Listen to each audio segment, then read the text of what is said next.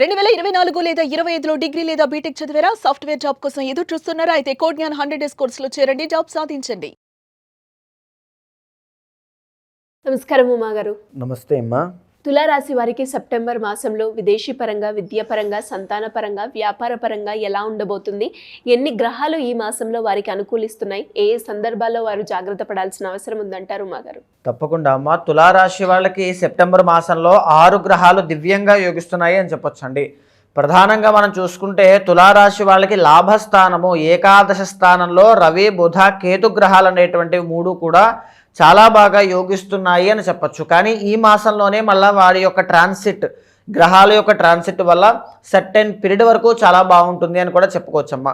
ప్రధానంగా వీళ్ళకి చూస్తే అండి సెప్టెంబర్ 17వ తారీఖు వరకు మాత్రమే రవి బలము అనేటువంటిది ఉంది. 15వ తారీఖు వరకు మాత్రమే బుధుడి యొక్క బలము అనేటువంటిది ఉంది.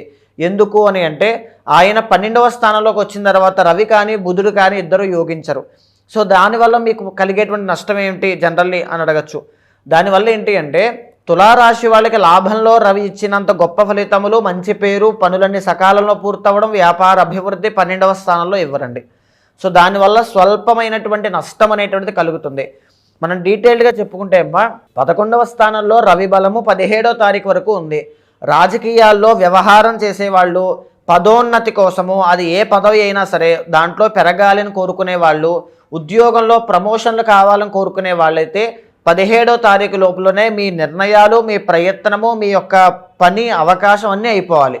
17 దాటింది అంటే అది జరగదు. అండ్ ఇంకొకటి, నూతనంగా ఎవరైనా ఏదైనా స్టార్ట్ చేస్తూ ఉంటే ఏదైనా చిన్న చిన్న బిజినెస్లు కానీ, చిరు వ్యాపారం, స్టాక్స్ కానీ, షేర్స్ కానీ, ట్రేడింగ్ కానీ, ఎనీథింగ్ నూతనంగా స్టార్ట్ చేసేటువంటి పెట్టుబడులు, మీరు చేసుకునే పనులు ఏవైనా ఉంటే 17వ తారీఖే డెడ్ లైన్ అండి.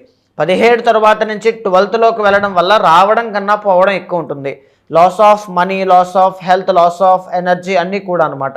సో ఆ విషయాన్ని దృష్టిలో ఉంచుకుని 17వ తారీఖు కన్నా ముందే మీరు అన్నీ కూడా ముగించుకోండి, అది చాలా ఉపయోగకరంగా ఉంటుంది. అండ్ 12వ స్థానంలో మీకు జాతకంలో ఆల్రెడీ కుజగ్రహ సంచారము అనేటువంటిది నడుస్తుందండి. 12 1వ స్థానం. ఆయన 12వ తారీఖు తర్వాత లగ్నంలోకి వెళ్ళబోతున్నారు 12వ స్థానం నుంచి.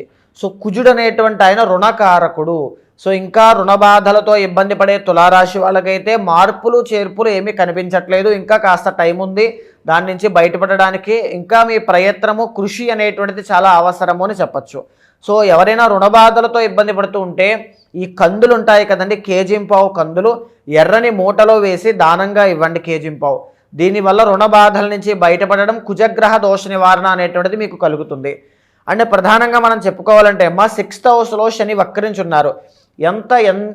ఎన్ని కష్టాలు వచ్చినప్పటికీ కూడా దాన్ని తట్టుకుని నిలబడేటువంటి శక్తి సామర్థ్యాలు, ధైర్య సాహసాలు అన్నీ కూడా వీళ్ళకి పెరుగుతాయండి. బికాజ్ శని వీళ్ళకి స్ట్రాంగ్ అయ్యారు. దీనివల్ల ఇండివిజువల్ ఇండిపెండెంట్ పొటెన్షియల్ అనేటువంటిది బయటపడుతుంది అని చెప్పచ్చు. లీగల్ లిటిగేషన్స్ కానీ, లేదనుకుంటే కోర్టు సమస్యలు కానీ, వాటిల్లో ప్రస్తుతానికి ఇంకా నెమ్మదిగా మందకొండిగా పనులన్నీ సాగినప్పటికీ కూడా రానున్నటువంటి మాసాల్లో వాటన్నిటిలోనూ విజయాన్ని పొందేటువంటి అవకాశాలు కూడా కనబడుతూ ఉన్నాయి. ప్రస్తుత మాసంలో అయితే పెద్దగా మార్పులు చేర్పులు అయితే ఏమీ కనిపించడం లేదు. భాగ్యంలో గురుగ్రహ సంచారం నడుస్తోందమ్మా. దీనివల్ల ఫైనాన్షియల్లీ ఫ్లో ఆఫ్ మనీ పెరిగే అవకాశములు ఉన్నాయి టిల్ అక్టోబర్ 20th దాటింది అనుకుంటే మళ్ళీ ఈ యోగం మీకు పట్టదు, దీన్ని మిస్ అవుతారు. కాబట్టి సెప్టెంబర్ మాసంలో మీకు 17 వరకు రవి బాగున్నారు, బుధుడు బాగున్నారు, గురుడు బాగున్నారు, ఇంకా మిగతా గ్రహాల్లో మంచి బలం ఉంది. కాబట్టి ఏం చేసినా సరే కొడితే కుంభస్థలం కొట్టాలి అనేటువంటి విధంగా ప్రయత్నాన్ని ఇంకా పెంచండి, పెంచుకుంటూ వెళ్ళండి, ఖచ్చితంగా విజయాన్ని చూస్తారు. దశమ ఏకాదశ స్థానాల్లో శుక్ర బలము అనేటువంటిది బాగుందండి.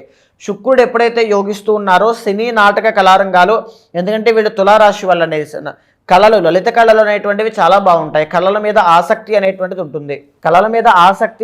ఉంటుంది. సో సినీ, నాటక కళారంగాలు కానీ, నృత్య, గీత, వాద్యాది రంగాలు కానీ, వర్చువల్ రియాలిటీ, ఏఐ లాంటి విషయాల పట్ల కానీ, ఇన్ఫ్రాస్ట్రక్చర్ కావచ్చు, ఆర్కిటెక్ట్స్ కావచ్చు, డిజైనర్స్ కావచ్చు, లేకపోతే ఫ్యాషన్ డిజైనింగ్లో ఉన్న వాళ్ళు కావచ్చు, ఎనీథింగ్ క్రియేటివ్గా కొత్త తరహా వ్యవహారంతో ముందుకు వెళ్ళాలని కోరుకునే వాళ్ళకి శుక్రుడు రాజయోగాన్ని ఇవ్వడం లాంటి గొప్ప దానికంటే కల్పవృక్షం ఇంకొకటి లేదమ్మా.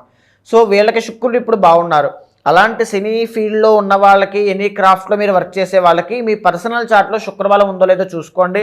ప్రస్తుతానికైతే తులారాశికి సంబంధించి శుక్రబలం చాలా బాగుంది. మీకు మంచి అవకాశములు, ఆదరణ రెండూ కూడా పెరిగేటువంటి యోగం కనబడుతోంది అని చెప్పచ్చు.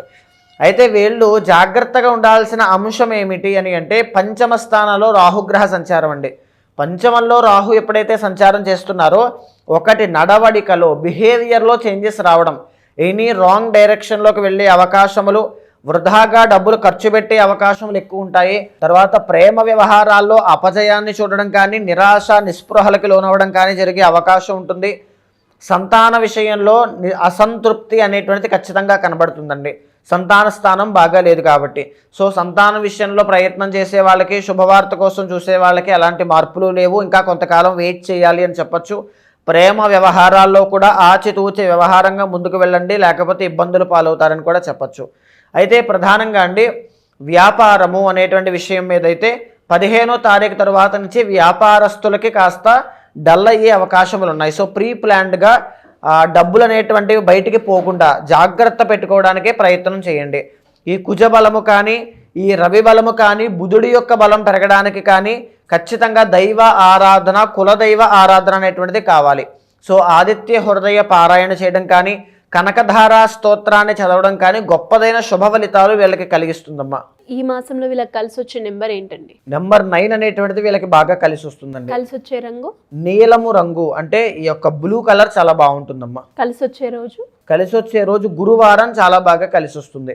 ఎలాంటి పరిహారం చేసుకోవాలి అంటారు? వీళ్ళకి ముఖ్యంగా ఉత్తర దిక్కు ప్రయాణములు కానీ, ఉత్తరం వైపు తిరిగి కూర్చుని వర్క్ చేసినా, ధ్యానం చేసినా, మంత్రజపం చేసినా వీళ్ళకి చాలా బాగా మనీ అనేటువంటిది బాగుంటుంది. వీళ్ళకి యాక్చువల్లీ ఇప్పుడు మనీ విషయాల్లోనే ఇబ్బందులు ఉన్నాయి కాబట్టి. అండ్ మీరు బాగా చేయాల్సింది ఏంటి అంటే కనకధార స్తోత్రాన్ని ప్రతిరోజు ఈవినింగ్ టైంలో 9 టైమ్స్ లేదా 3 టైమ్స్ ఆర్ 1 టైం ఖచ్చితంగా మనసా వాచా కర్మణ అర్థాన్ని తెలుసుకోవడానికి ప్రయత్నం చేస్తూ ప్రశాంతంగా చదవండి. కంగారుగా చదవద్దు. లక్ష్మీ తత్వము అనేటువంటిది పడుతుంది. ఆనందంగా ఉంటారు. రుణ బాధలున్నా ఈజీగా బయటకు వస్తారు వాటి నుంచి. అంటే ఉమాగారి, ఇంకా ఎవరికైనా కూడా మీరు అన్నట్టుగానే ఇంటర్నల్ చార్ట్ ప్రకారంగా వాళ్ళు కనుక వాళ్ళు ఎదుర్కొన్న సమస్యలకి పరిష్కారం చేసుకోవాలి అంటే ఏ విధంగా మిమ్మల్ని అప్రోచ్ అయ్యే ఛాన్స్ ఉందంటారు? తప్పకుండా అమ్మా. ఇప్పుడు మనం మాట్లాడుకునేటువంటివన్నీ కూడా గోచార అంశములండి. నేను గైడెన్స్ ఇచ్చినప్పుడు కానీ, నేను ఎవరితో నేను మాట్లాడుతున్నప్పుడు కానీ ఎవ్రీథింగ్ వాళ్ళ జాతకంలో ఉండేటువంటి విషయాలే కాకుండా వాళ్ళు దేని మీద ప్రయత్నం చేస్తున్నారు, వాళ్ళ యొక్క ఆలోచన విధానం ఎలా ఉంది, వాళ్ళు ఎక్కడ సరి చేసుకోవాలి, సవరించుకోవాలి, ప్రతి దాని మీద నేను గైడెన్స్ ఇస్తానండి. సో అలాంటి వాళ్ళు ఎవరైనా ఉంటే మీకు కింద కనిపించే నెంబర్కి కాల్ చేస్తే మా వాళ్ళు మీకు పూర్తి వివరాలు ఇస్తారు.